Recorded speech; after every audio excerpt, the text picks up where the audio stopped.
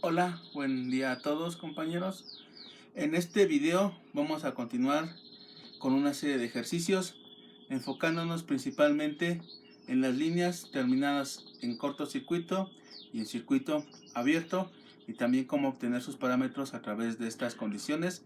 Lo que ya vimos de manera teórica lo vamos a hacer mediante problemas y quizás algún día cuando regresemos a la escuela espero poderlo hacerlo de forma práctica.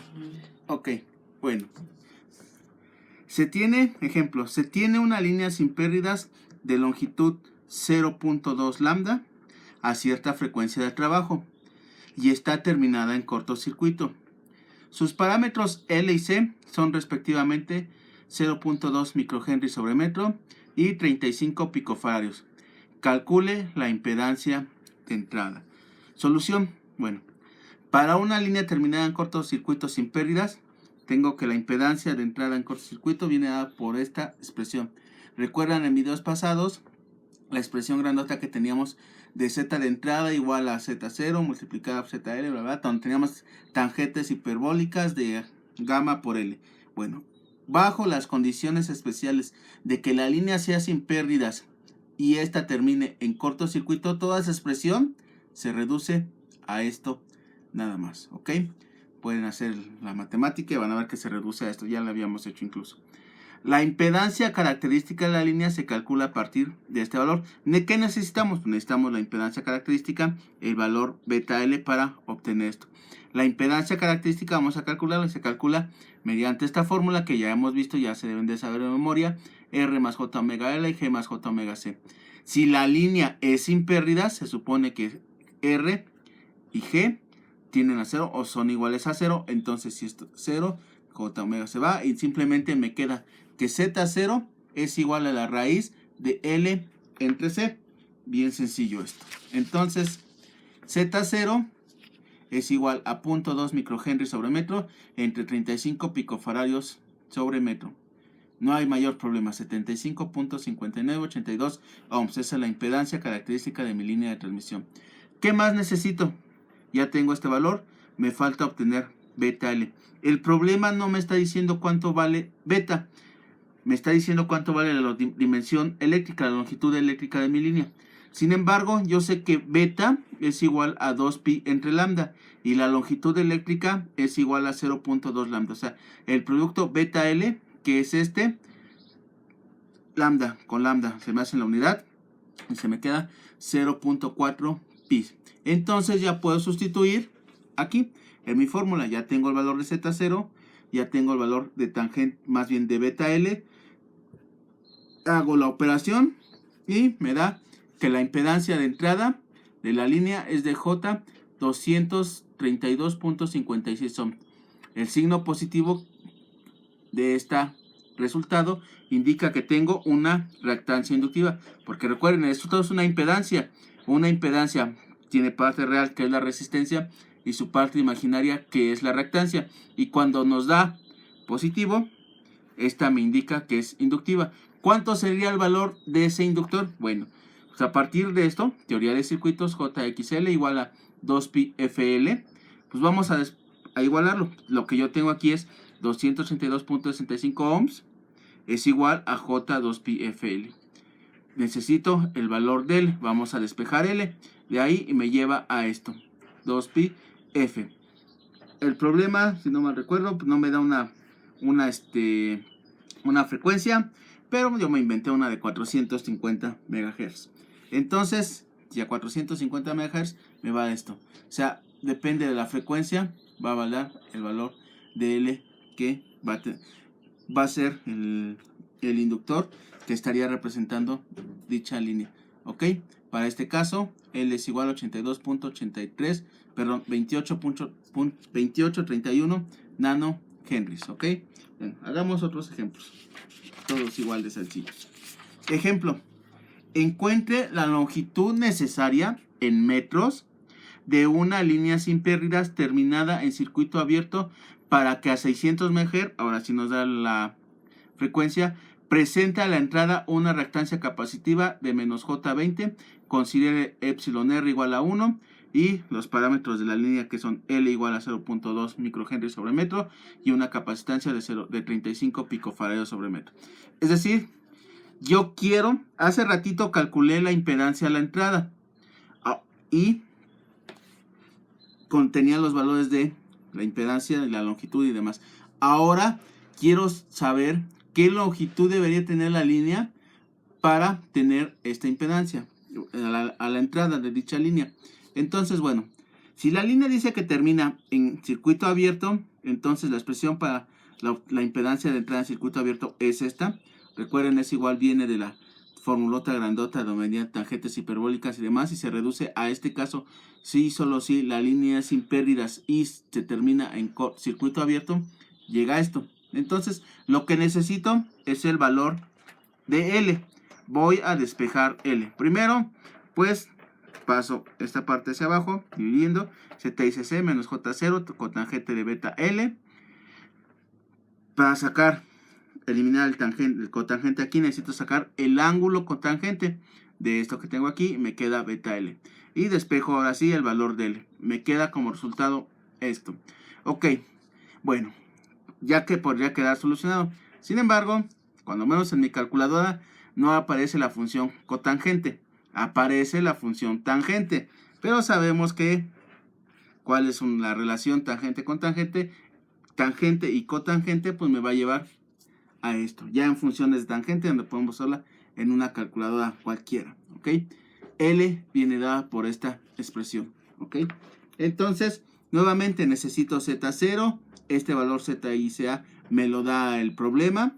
Y también necesito calcular el valor de beta. Ok. Entonces, cálculo de Z0. Z0, el problema me da los valores de L y C para esta línea, que son estos. Es la misma impedancia de la línea anterior, 75, 59, 82 ohms. Necesito calcular beta. Directamente el problema no me lo dice, pero me está diciendo, bueno, yo sé que beta es igual a 2pi entre lambda, pero sí me está diciendo el problema a qué frecuencia está operando y cuál es su constante dieléctrica de la línea. Y entonces a partir de estos datos puedo yo calcular el valor de lambda y entonces sustituirlo aquí. Lambda es igual a C entre F y es 0.5, bueno, faltó metros. Por lo tanto lo sustituimos aquí y me da, bueno, este valor, bueno, lo dejamos así. Y entonces ya puedo sustituir todos los valores en esta expresión. Sustituyo ángulo tangente de menos JZ0 menos la impedancia que quiero a la entrada, beta. Recuerden en qué unidades está esto, compañeros. Problema muy típico. No saben luego, más bien tienen la calculadora en radianes o en grados y la tienen en el modo que no debe ser. Bueno, aquí por ejemplo la tenía en grados y me da un resultado en grados, pero este de aquí abajo, recuerden, este de aquí abajo es beta y es radianes entre metros. No hagan la división si arriba tienen grados y radianes o viceversa. O sea, tiene que ser grados con grados o radianes con radianes. Bueno, vamos a convertir esto a radianes para poder hacer ya bien la división. Y entonces estos 75.1805 grados los paso a radianes. Ya tengo 2pi entre 0.5 que es beta. Hago la operación y ya me da esto que tengo aquí. O que lo mismo, 10.44.1 centímetros. Ese es el error bien común de todos ustedes, que dividen esto así nada más y pues no les da otro resultado. Tienen que hacer un análisis dimensional, qué unidades están aquí arriba, qué unidades tienen aquí abajo. Bueno, otro problema. A una frecuencia de 20 MHz, la impedancia de entrada de una sección de línea de transmisión coaxial flexible de una longitud de 32 metros se ha medido primero cuando la línea está terminada en cortocircuito y luego cuando está terminada en circuito abierto. Los valores respectivos son la impedancia de entrada cuando está en cortocircuito, 17 más J, 19.4 ohms. Y la impedancia de entrada de esa misma línea cuando termina ahora en circuito abierto es de 115 menos J, 138 ohms. Encuentre la impedancia característica de la línea, el factor de atenuación y el factor de fase. ¿Ok? es lo que vimos en videos pasados, que a partir de mediciones de impedancias de entrada en cortocircuito y en circuito abierto, puedo sacar las diversos parámetros de la línea de transmisión. Por ejemplo, el primero y más fácil es la impedancia característica. Se obtiene a través de este producto Z0 es igual a ZICC entre ZICA.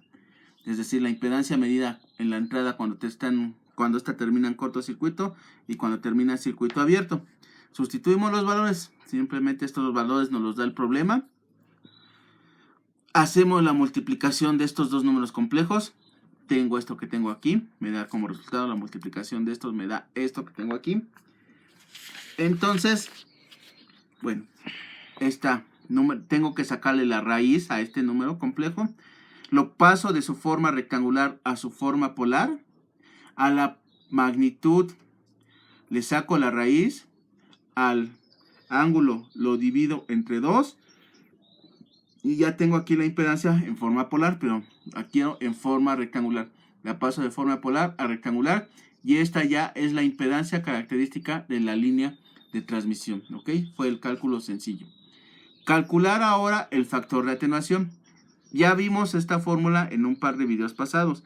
Alfa es igual a 1 entre 2 la longitud de la línea, logaritmo natural de la magnitud de esta operación. Esta operación me va a dar un número complejo, el cual puedo expresar en forma polar como magnitud y ángulo. Y aquí lo que me quiere decir estas barritas es que necesito simplemente la magnitud. Bueno, vamos a sustituir los datos.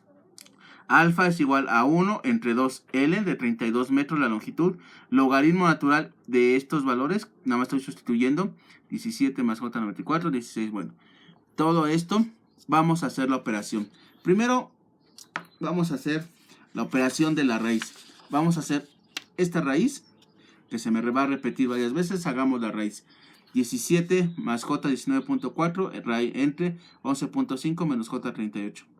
Hacemos la división, me lleva a este valor, tengo que sacarle la raíz, entonces lo paso de forma rectangular a forma polar, a la magnitud le saco la raíz, a esta parte le saco, la divido entre 2, ya tengo la raíz en forma polar, la paso a forma rectangular, ya tengo esto, ya tengo el resultado de esto, y lo sustituyo aquí, estoy sustituyendo ya el resultado.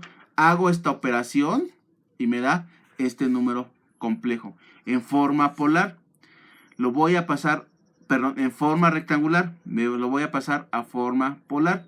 Y esta es la magnitud y su ángulo. En grados y en radianes. ¿Ok? Vamos a ver por qué ahorita lo pasé a radianes. Bueno, seguimos con el cálculo de del alfa. Alfa. Ya sustituyendo los valores, es 1 entre 2,32, logaritmo natural de 1.58. ¿Por qué? ¿Por qué es esto? Recuerden, esta es la magnitud. Esta es la fórmula.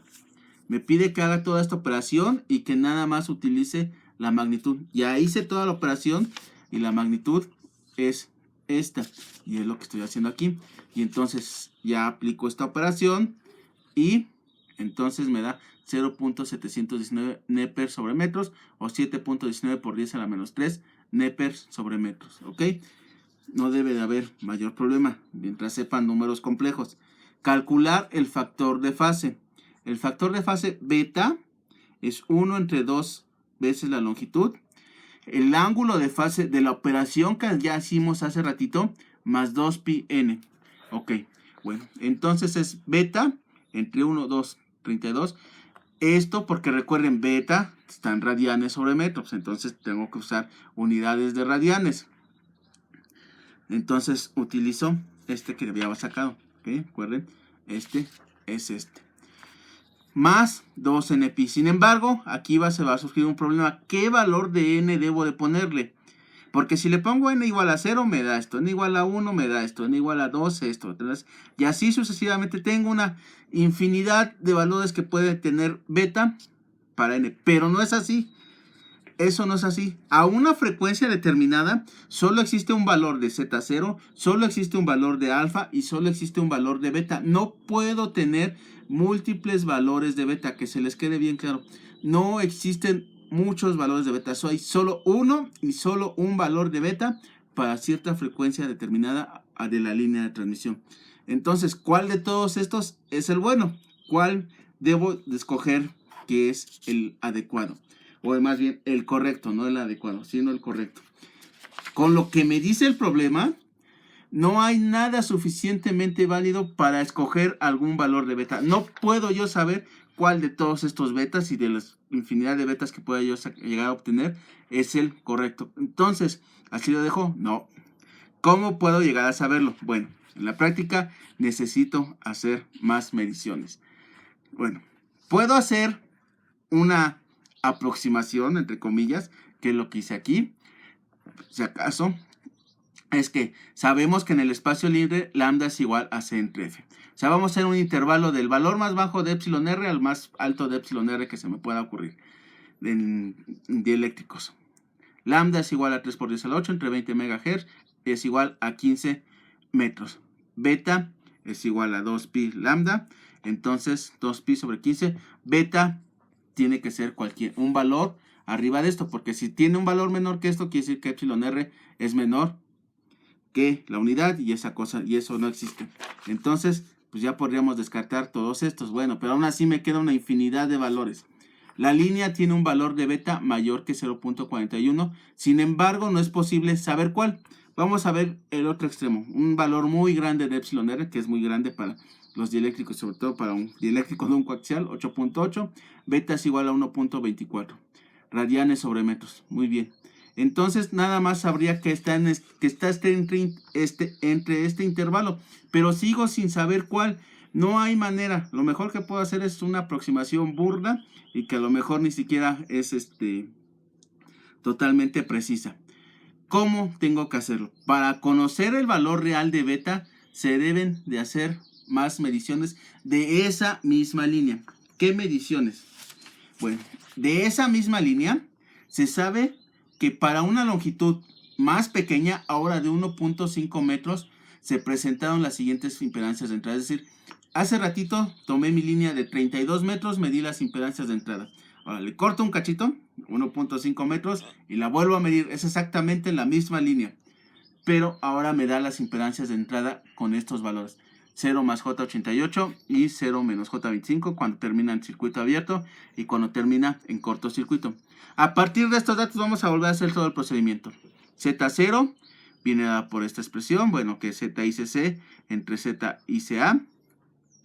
Lleva esto y me da 67.64. Aproximadamente los 68 que nos dio hace ratito, ¿ok? Sin considerar la parte imaginaria. Beta. Ahora sí, beta es igual a 1 entre 2pi, el ángulo de fase, bueno, es esta la fórmula especial. ZICC, ZICA, la raíz, entre 2n. Bueno, vamos a hacer esta operación con los valores que me da las nuevas mediciones sobre la misma línea de transmisión. 88J menos J25 entre 88J más J25. Toda esta operación me da 1, 10.4.90 en forma polar. Cuando están radianes, cuando está grados, lo paso a radianes. Entonces ahora voy a utilizar ese nuevo valor. Utilizando ese nuevo valor. De la misma fórmula sustituyo 1 entre 2 la nueva longitud, el valor de el ángulo que me dio en la operación, la operación de esta me dio este ángulo. Sigo teniendo 2 más npi. Vamos a suponer si n es igual a 0, me va a dar este valor. Si n es igual a 1, me va a dar este valor. Si recuerdan más o menos lo que hicimos hace ratito, hicimos un intervalo, una aproximación, y estaba entre 0.41 y 1.24. Más o menos, entonces, si ya esa consideración, pues ya se sale, ya no valdría. Sin embargo, no es la forma adecuada de resolverlo. Debo establecer un criterio para el valor de n. Y n, yo lo puedo hacer 0, si solo si se me cumple lo siguiente. Si deseo conocer el valor de beta, deben hacerse mediciones sobre las líneas eléctricas con longitudes eléctricas pequeñas. O sea, tamaños pequeños de línea de transmisión eléctricamente hablando. Para el caso en que la línea sea más o menos de 1/8 de la longitud de onda, puedo establecer que n, este valor de n, sea igual a 0. Si y solo si esto se cumple. Bueno, también dependiendo del autor del libro. Hay autores del libro que dicen que pues, todavía le dan hasta un cuarto de longitud de onda. Pero bueno, este señor,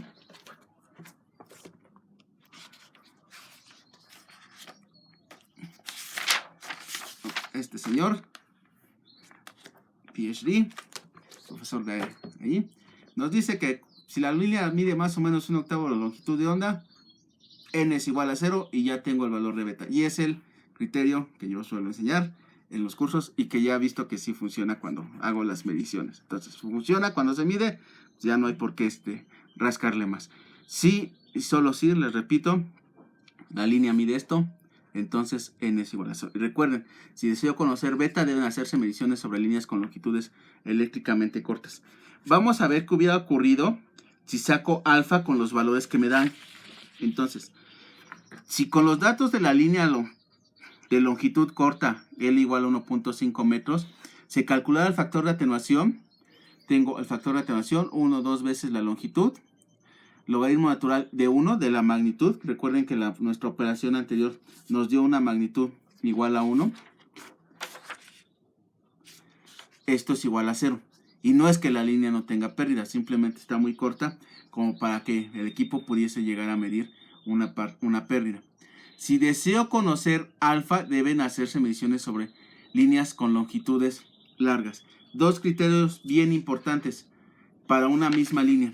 Si en la práctica yo quiero saber cuánto son sus valores de impedancia y de constante de propagación, debo hacer dos mediciones. Una línea eléctricamente larga para conocer alfa, una línea eléctricamente corta para conocer beta. Esa misma línea tengo que cortar dos tramos, así de simple. ¿Ok? Y entonces a partir de los datos que ya calculé, pues gamma viene dado por esto. 7.19 por 10 a la más 3 más J 0.6102 por 1 en metro. Y Z0 es la que ya calculamos hace ratito, ¿ok? Que les quede bien claro estos criterios.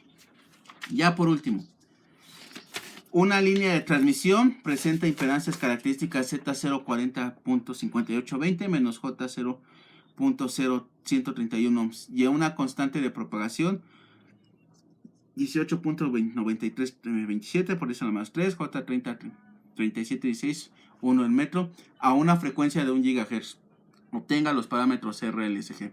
A lo mejor tengo una línea ya que hice mis mediciones cuando la línea es eléctricamente larga, eléctricamente corta, y pude obtener Z0 y gamma como lo hicimos en el ejemplo anterior. Bueno, a partir de eso, ¿qué valores RLSG tendría? Bueno, vimos un par de videos atrás, según parece, si no mal recuerdo, que Z, el producto de la constante de propagación por la impedancia característica, me iba a dar R más J omega L.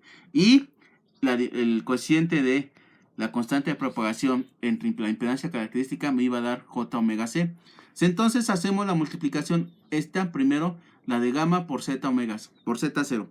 Gamma por, en este caso los puse al revés, este sería Z0, este sería gamma, y entonces hacemos el producto y me lleva a esto. Y esto, recuerden, es igual a R más J omega L, como lo tengo aquí abajo. Entonces R igual a parte real con parte real y parte imaginaria con parte imaginaria. R es igual a esto. La línea tiene una resistencia distribuida de 1.1661 ohms sobre metros. Y la parte reactiva es esta. J omega L 1232.54 J. Esta es la mala parte reactiva. Necesito sacar L. ¿Cómo lo voy a hacer? Pues simplemente despejando. Despejo L. J omega L es igual a J, lo que teníamos hace ratito. Despejamos L. Sé muy bien la frecuencia a la que está operando la línea. Me la está dando el problema. Hice las mediciones a esa frecuencia. Y entonces me da que la L es igual a 196.1634 nanohenry sobre metro. Ya tengo dos parámetros.